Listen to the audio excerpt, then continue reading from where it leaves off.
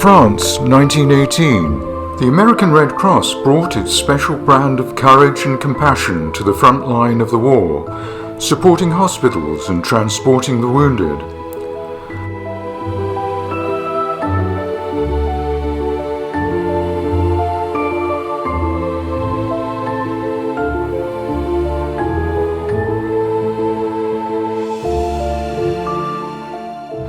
American Red Cross nurses also engaged with the welfare of the troops.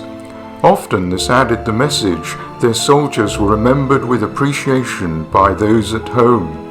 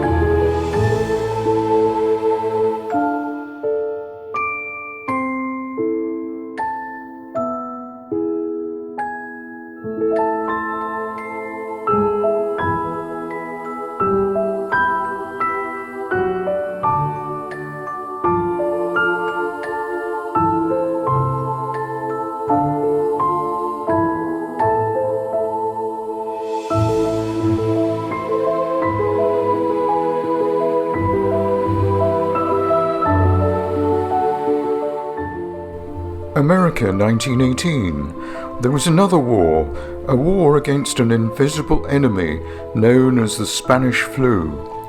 With no vaccines, the pandemic spread like wildfire across the world. It lasted for 2 years, the worst medical emergency ever to confront the Crosses of Red.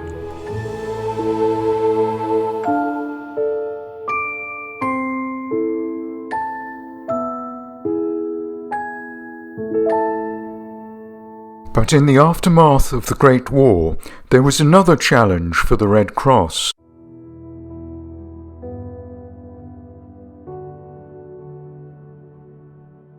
The Czechoslovak Legion fought gallantly across Siberia, often against the unseen enemy, the biting, freezing cold.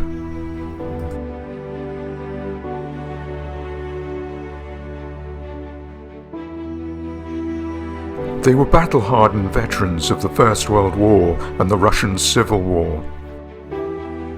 But now came the final chapter of their epic journey.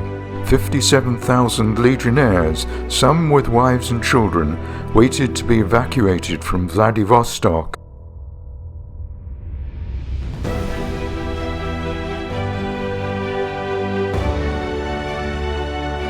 Slovakian-born Marína Paulíny, whose family had emigrated to the United States, answered the call for medical volunteers to help with bringing them home. She joined the Red Cross and after training became an auxiliary nurse and interpreter, serving alongside the American Expeditionary Force Siberia.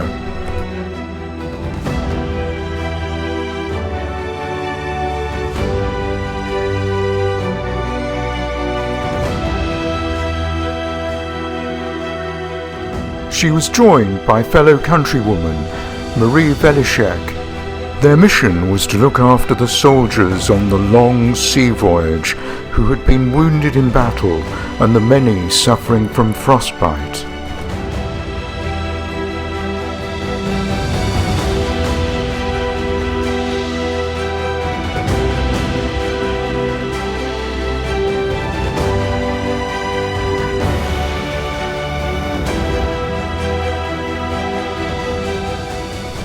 Wearing newly designed uniforms, symbolic of their victory, the first transport homeward bound left Vladivostok on the 15th of January 1919.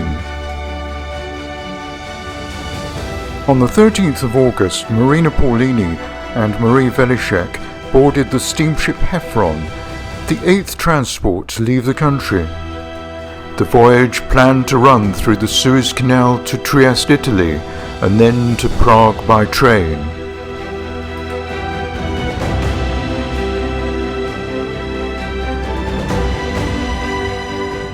Disaster struck on the third day as the ship hit rocks in heavy seas.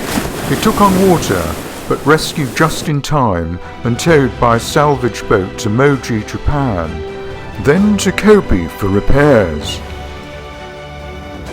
The Legionnaires were made welcome by the local community, playing football, playing at concerts. Schools visited those soldiers convalescing. Marína's loyal support of the Legionnaires received special mention in the Japanese press. On leaving Kobe, the Heffron's log records that Paulíny and Velishek were allocated to the same lifeboat, a reminder that the perils of the sea were a constant companion. The courage and dedication Marína Paulíny showed during her Siberian adventure were brought to London 20 years later.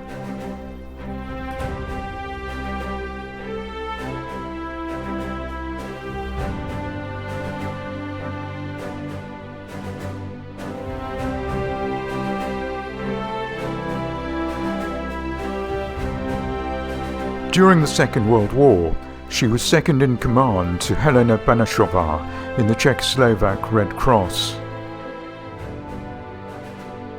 She shared the hardships of Londoners during the Blitz, her offices in Audley Square completely destroyed by enemy action.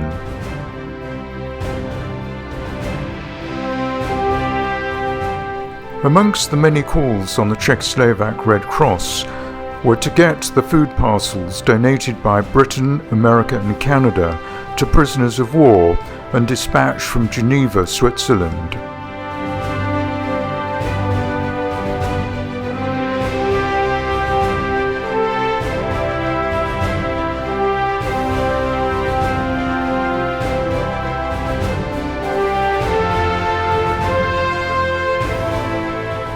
Auxiliary nurses were trained.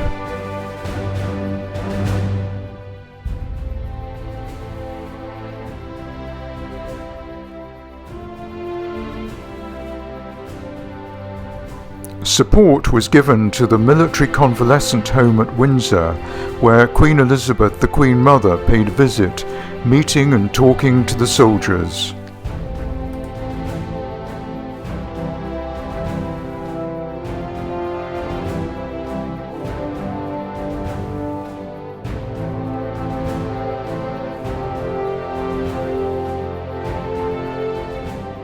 From musical scores to mobile X-ray units, morale-lifting projects were delivered.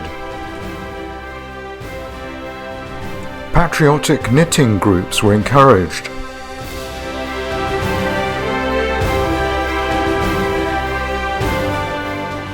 Assistance was provided where possible to unite families separated by war through the Information Bureau and special Red Cross letters.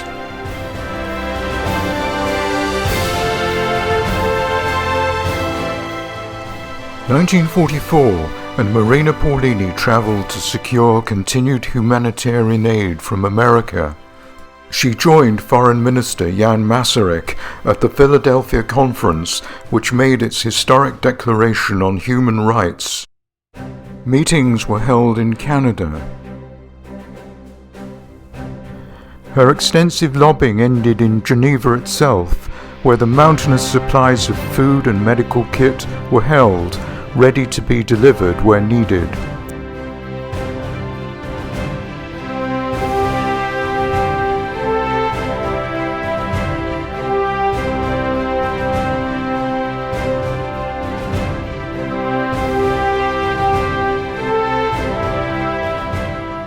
We therefore remember Marína Paulíny for the many lives she touched through the crosses of red that could heal, provide comfort, and bring light into the darkness of war to replace despair with that precious gift called hope.